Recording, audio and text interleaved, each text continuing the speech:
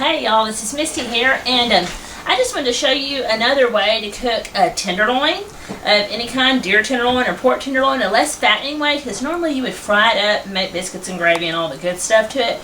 But I have found another way to cook it because we're kind of trying to cut out all that gravy and all that bread and stuff. So I've taken here and I took some onions. Let me move it out here for you to see better. We took some onions and we chopped up 2 onions in there. And right here I have a jar of my bell peppers that I canned this summer, and we drained the juice off of it because it's a little bit about 4th vinegar, mostly water. Drained it and we put them in here also. And then we sliced up we were having pork tenderloin today, and we're going to saute these together. It just gives it a really good flavor. We got a little salt and pepper, a little Zatarain's blackened seasoning, and I'll put a little bit of Italian seasoning in it also. Gives it a really good flavor.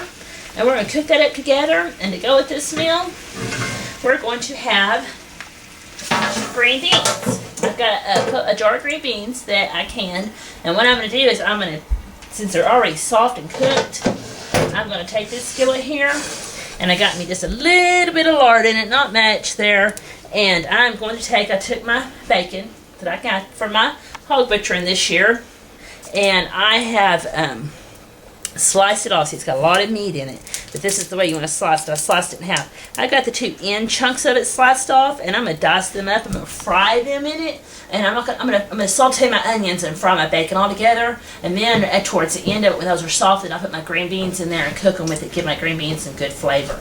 But I want to show you a different way to cook it. When this meal gets done, I'll show you what it looks like, and I'll tell you how yummy it tastes. Okay, right here I took and I opened up a jar that had chicken broth and a little bit of chicken in the bottom of it, and add enough water to make I put 3 cups of liquid, and I put 1.5 cups of rice in it. So we have a little rice that has a little flavor in it, because a lot of times rice is just bland unless you do something with it. And so instead of really making a big pot of chicken and rice, I thought I'd have some chicken flavored rice that has a little pieces of chicken in it. So we'll have a little rice to go with our meat.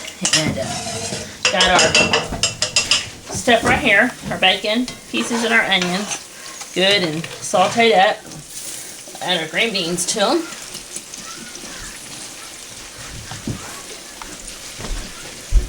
2 jars here, because green beans are very good for you, and they're one of the few vegetables that are not fattening, like corn and potatoes and so forth, you know. So I'm going to cook that together, and we're going to let it simmer up a little bit. Got our meat sauteing nicely, pure white meat. Pork, the other white meat. Be right with you when it's done. Alright, we got this meal done, and forgot to mention I did have a little help here. She did help me get this meal together. She's a pretty good helper here when it comes to this. She's a very good cook. And this is what I got: a little plate of food, a little chicken and rice, and not a lot of chicken in it. Got our meat, our green beans, and it all just a little, one a big bite. Wonderful. That just doing that meat that like that with onions and peppers and some salt and pepper and garlic powder and a little Zatarain's blackened seasoning really makes it good. And it's just this is really a low-fat meal to eat.